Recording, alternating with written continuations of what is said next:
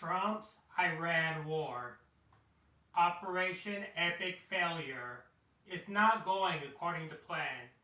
Iran is winning this war. The regime is not collapsing. Iranian missiles and drones are still striking American and Israeli targets.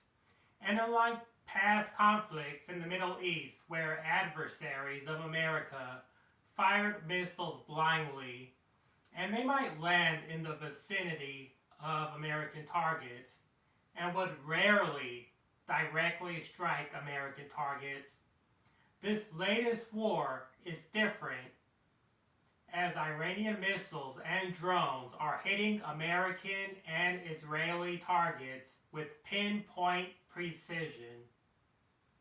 Iran has directly struck numerous U.S. and allied military bases across the Middle East with missiles and drones.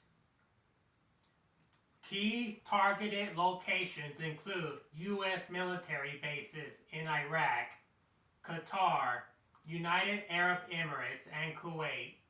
There is also reports that 30% of American radar bases in the Middle East have been destroyed.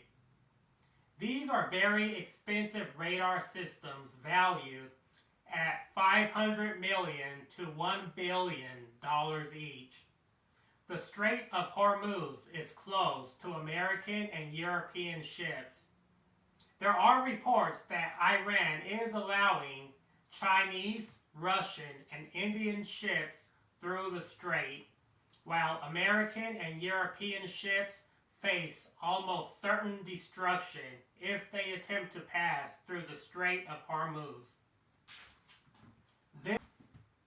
This may be the first time in American history that a country has successfully applied sanctions on the United States of America. On top of that, America is wasting $1 billion per day on this unnecessary war. This war in Iran is turning into a complete disaster for America. America First is finished.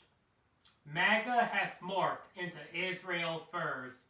There are also reports that a KC-135 refueling plane was shot down over western Iraq, killing all 6 crew members on board. Of course, as to be expected, our government is lying and saying it wasn't shot down, and there is an investigation to determine how it crashed. But this is just another lie from the Trump-Stein administration. We know this is a lie because immediately after this plane was shot down, the Islamic Resistance Militia in Iraq claimed responsibility for the attack. They claimed responsibility before this news even reached the American public. This group was claiming responsibility. There are also reports of a large number of additional KC-135 refueling aircraft being destroyed in Saudi Arabia, which of course our government is not talking about. The United States' ability to operate its military bases in the Middle East is being reduced dramatically as American soldiers are fleeing from these military bases. The United States has clearly underestimated Iran. American defenses in the region are being depleted. Iran has complete control over the Strait of Hormuz. 20% of the world's oil supply is being blocked, as well as 30% of the world's fertilizer. At minimum, a global recession and food shortages is almost guaranteed in the near future, within mere weeks or months from now. We all tried to tell them that if Trump got re-elected, there would be chaos. But Trump's supporters have so much hatred that they are incapable of coherent, logical thoughts and reasoning. The average Trump supporter is so extremely desperate to take America back in time that they will continue to support Trump even as America crumbles before them. Can you imagine what Fox News would be saying if Obama or Biden had started a war with Iran?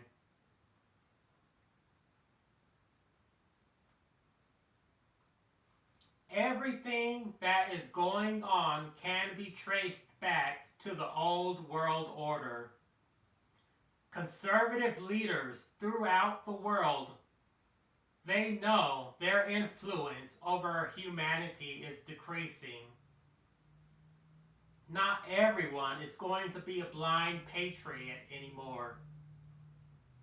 Not everyone wants to celebrate the traditions, culture, and so-called values that have been passed down to us over generations.